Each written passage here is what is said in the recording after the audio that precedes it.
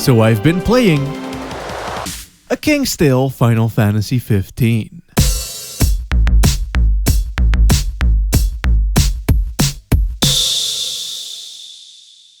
If there is just one thing I love about pre-order culture, it is content being locked away. Just imagining all of the cool extra perks, weapons, game modes, and side quests that I may have missed out on over the years just by not letting myself get publisher cucked into submission. Even better though is when certain venues or stores get their own bonuses on top of that.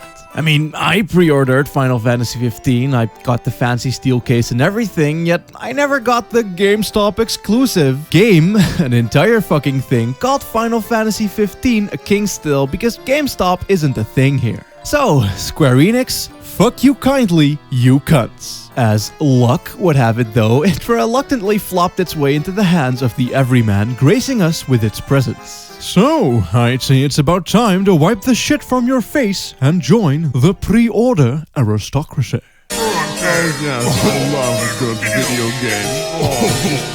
Just rub it up my bum. I love so much video games. Oh yes, DLC. Oh yes, video games. So there I was, looking at the beautiful pixel art with its PC98 crispness and dithering looking proper ground seed as it were, with music reminiscent of Chrono Trigger boasting SNES-like instrumentation, except for the percussion which is weird but whatever, and of course ripping my dick off at the sight of its combos hidden away under the options menu. I was sure to be in for an okay good beat 'em uppy time. I mean, look at this. I could just pinch Noctis's little cheeks. What a cutie, am I right, guys? Wow, relay table. Anyway, in the anime, there's this flashback about young Noct getting a boo-boo and being put to bed. In that instance, his dad, King Regis, sat beside him to tell his ass a bedtime story of how he was once a cool dude with bad animations, fighting monsters together with his friends who just so happened to be characters from the main game. Well, except for this guy who's just kind of made up for this, I guess. And so, you go through the annals of Regis's annals, walking to the right with pretty manga panels. Cause, yeah, as a basic bitch beat 'em up, this is about as basic bitch as a basic bitch beat 'em up gets. Just as always, you'll be doing normal quick attacks with the square button, triangle is reserved for slow stronger attacks, and you can dodge roll out of harm's way with X, and parry, bash, and guard with shield by flicking my titular circles. Much like the property it's based on though, there's also magic, castable by holding R and charging bar, and the trusted Armature Chain, which is this spammy balls out special move what you can use after having kept up a certain amount of combos that also allows you to call upon your butt buddies through doing mad Tekken claw hands to your antics like pressing square plus X or triangle plus circle. Wow! Gameplay!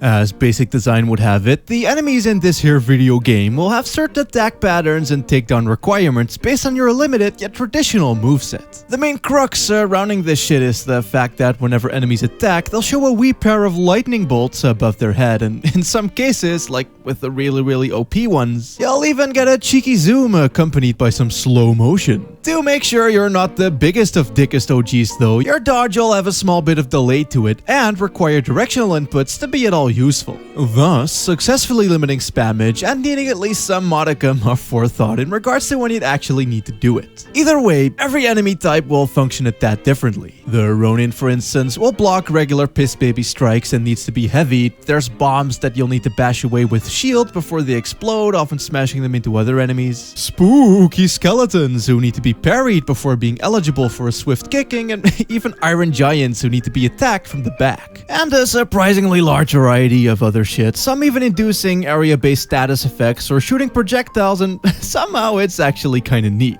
I mean, your health depletes pretty fast, all things considered, and only some enemies drop health pickups. I wouldn't call the game hard per se by any means, but you do need to stay on your toes and actually dodge and parry whenever you're prompted to. Cause when you don't, you will more than likely die. So, it is a good thing then that, as I already said, your team-based special attacks are entirely based around your ability to keep up a decent combo chain. 8 consecutive cuckings are required for normal bro summonings and 24 for the all-encompassing let's just fuck up everything on screen fam armature attacks. Meaning that doing higher amounts of damage demands that you don't get hit, thus incentivizing decent play. Is what I would have said if the parrying system wasn't jank as all fuck. What the fuck did I just even see?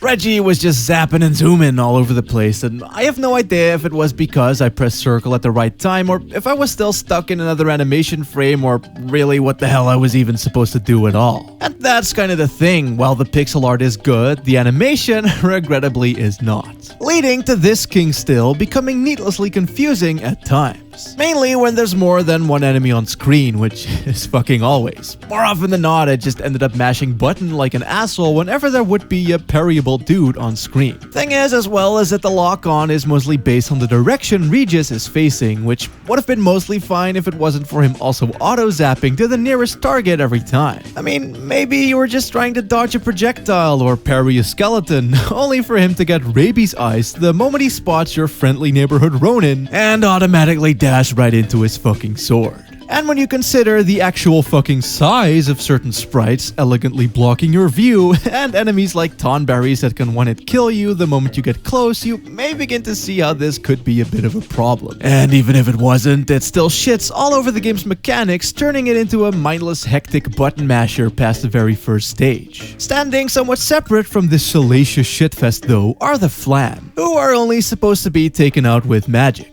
I say supposed to be because the magic really ain't great either, I'm afraid, as using it requires you to stop dead in your tracks and awkwardly aim with the analog stick, loosely locking onto and switching between targets as you do. Which, when taking into account that hectic thing that I just spent a full fucking minute ranting about, is something that I started to avoid having to do fast. Although, to my sensual surprise, it did actually seem as if the game unknowingly rewarded me for doing so. I mean, due to its special system relying solely on combo change, mindlessly hacking into the bewildered and stun-locked flans can get you hella chained up, thus being able to unleash AoEs almost constantly. So I guess that shit being broken as fuck isn't the end of the fucking world.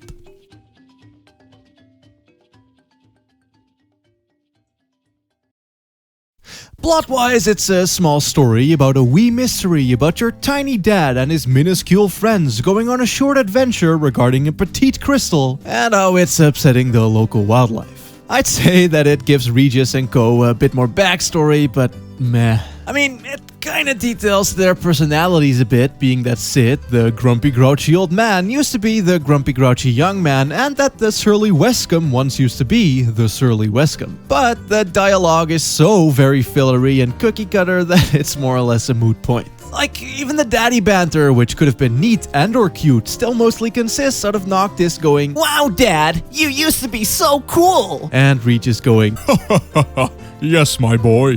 Daddy fucked all the bitches back in his day. Shit isn't even funny or entertaining, it's just there to give context to this mashing of the buttons and really nothing more than that. Though I guess it is functional in that regard, and moreover, it is a free game that is free if you're in Europe at least. As it stands, the only way US people could have gotten it is through GameStop pre-order, and if you're anywhere in Asia, I'm guessing you're just fucked in general. As a free title though, it may not be great, but it's also really not bad. I know I shat on it a bit just now because, you know, reviewing stuff, but besides a wee bit of annoyance right near the start and near the very end, for the vast majority of my 50 minutes spent with it, I still had a gay old time. Despite its forced button mashing, the combat is fast and rather satisfying, with every hit containing a decent amount of impact. Something like the Warp Strike, for instance, while very confusing and game-breaking at times, works rather well during the instances where you do feel in control. Zapping from enemy to enemy, breaking the Ronin's guard while knocking a bomb into a gang of goblins, all the while dodging some beast stingers. Then you dash on over to the flans to build up some meter and unleash your bros, followed by the almighty Armiger taking out a behemoth in one fell swoop.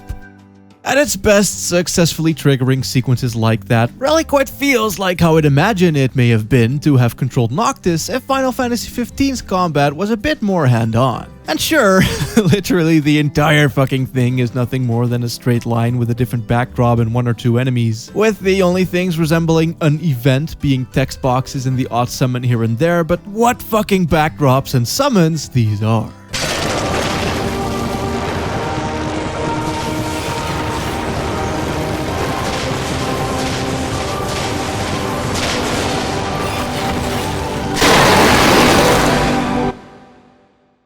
Okay, that might be overselling it a little, but the pixel art and music are pretty fucking alright, all things considered. The portraits look nice, the monster sprites are detailed, and Insomnia and Disque both look proper Insomnia-y and generic fieldy, just as they should. Plus, the opening cutscene is fucking mwah, with its fonts and the text sound effects. And don't even get me started about the fucking music. Absolutely nailing that SNES FF6 tier sound with the tiny little violins, the choppy little choirs, and the oddly modern sounding percussion that I guess we're just supposed to ignore, but I dig it regardless.